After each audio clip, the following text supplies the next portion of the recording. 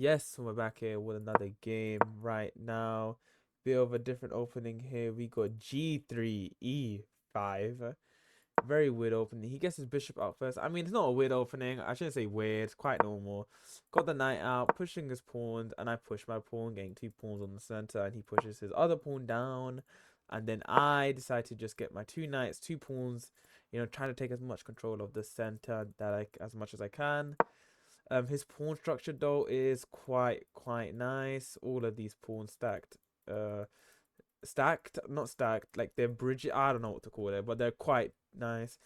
Now I was gonna take this pawn, but I thought it would be better if I pushed my pawn up, blocking this bishop, making it kind of useless, basically. He gets his knight out. Oh, and yeah, I did that. And he gets his knight out. And I actually pushed my knight here because I wanted to do. This might be kind of a weird move, probably not that good, but I wanted to do this. So he takes, and then I can activate the bishop, and then I could possibly just move my knight back, right? He castles, and I do it. He actually he thinks he can fork me in it, but I can just move my knight back simply. Then he takes, and I take back, right? It worked out, right? He pushes this pawn down here. Then I move my bishop back down here. Hopefully it was the best move. I'm pretty sure that was a really good square to move my bishop. He then gets his rook here, and he's probably gonna jump his knight here to take this pawn.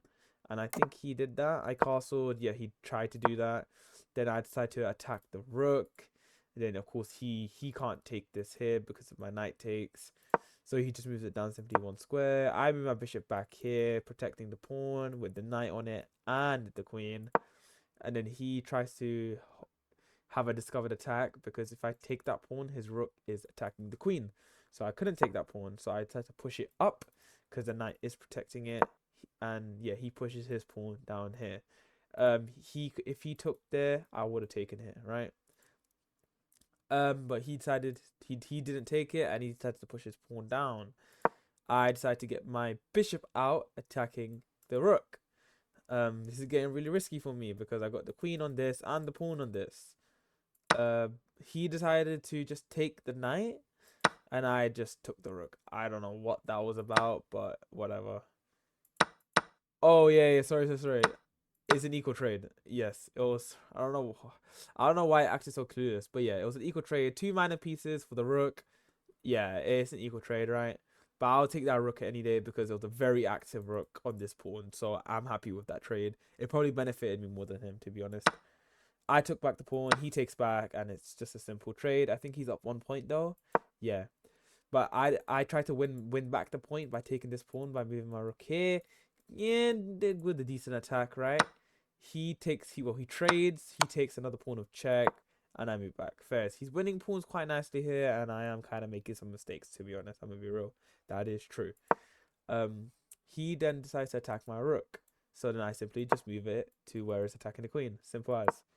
Then he moves his queen, threatening to not really do anything. He has pressure on the knight and the pawn, but that's fine. And then I finally win back some material by taking that pawn. He pushes his pawn to protect the bishop, and then I win back material. Actually, no, never mind. I don't win back material because of equal trade, but yeah.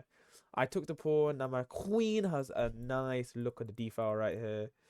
Um, then I check the king, looking to set up checkmate now. He blocks with his bishop, and I have to beware here. He has his queen protecting his bishop as well. So I get my queen here, but I can't simply just checkmate him by doing this because his queen's here. So I try to like move his queen away by doing, well, he moves his pawn down. I think he thought uh